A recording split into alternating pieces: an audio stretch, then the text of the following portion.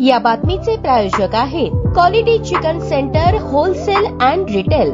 आमचा पत्ता new तिरेगाव forest व फिश मार्केट फॉरेस्ट सोलापूर। अनुसूचित जाती जमाती अत्याचार प्रतिबंध अधिनियम 1989 अंतर्गत पोलीस विभागाकडे कार्यवाहीसाठी प्रलंबित असलेल्या एकूण प्रकरणांची संख्या 51 इतकी आहे। यात शहर पोलीसकडे 9, ग्रामीण पोलीसकडे 42 गुन्हे प्रलंबित आहेत। तरी पोलीस विभागाने पुढील बैठकीपूर्वी प्रलंबित गुन्ह्यांची संख्या कमी करण्यासाठी प्रयत्न करावेत, अशा सूचना निवासी उपजिल्हाधिकारी अभिजित पाटील यांनी दिल्या। जिल्हाधिकारी कार्यालयात निवासी उपजिल्हाधिकारी यांच्या दालनात आयोजित जिल्हा दक्षता व नियंत्रण समितीच्या आढावा बैठकीत पाटील मार्गदर्शन करत होते। यावेळी समाज कल्याण विभागाच्या सहाय्यक आयुक्त सुलोचना सोनवणे, समितीचे अशासकीय सदस्य महादेव पाटील यांच्यासह पोलीस विभाग व अन्य संबंधित विभागाचे अधिकारी प्रतिनिधी उपस्थित होते। यावेळी निवासी उपजिल्हाधिकारी पाटील म्हणाले, अनुसूचित जाती जमाती अत्याचार प्रतिबंध अधिनियम 1989 संशोधित 2015 अंतर्गत गुन्ह्यातील पिढी आणि शासकीय नियमने मंजूर असलेले अर्थसहाय्य वेळेत मिळणे आवश्यक आहे। यासाठी समाज कल्याण विभागाने शासन स्तरावर पाठपुरावा करून अर्थसहाय्यासाठी आवश्यक असलेला निधी उपलब्ध करून घ्यावा। प्रारंभी समाज कल्याणच्या सहाय्यक आयुक्त सुलोचना सोनवणे यांनी मागील बैठकीतील इतिवृत्ताचे वाचन केले। या बैठकीत ठेवण्यात आलेल्या विषयांची माहिती दिली। पोलीस विभागाकडे कार्यवाहीस प्रलंबित असलेल्या प्रकरणांच्या कारणांमध्ये आरोपी अटक करणे, अधिक तपास, साक्षीदार तपासणी करणे या 2 कारणांचा प्रामुख्याने समावेश असल्याचे सांगितले। त्याप्रमाणे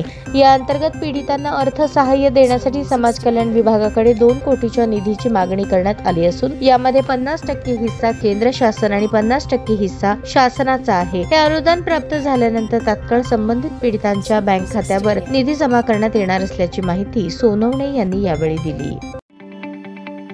ताज्या बातम्या पाहण्यासाठी प्राईम महाराष्ट्र न्यूज चॅनलला सबस्क्राईब करा।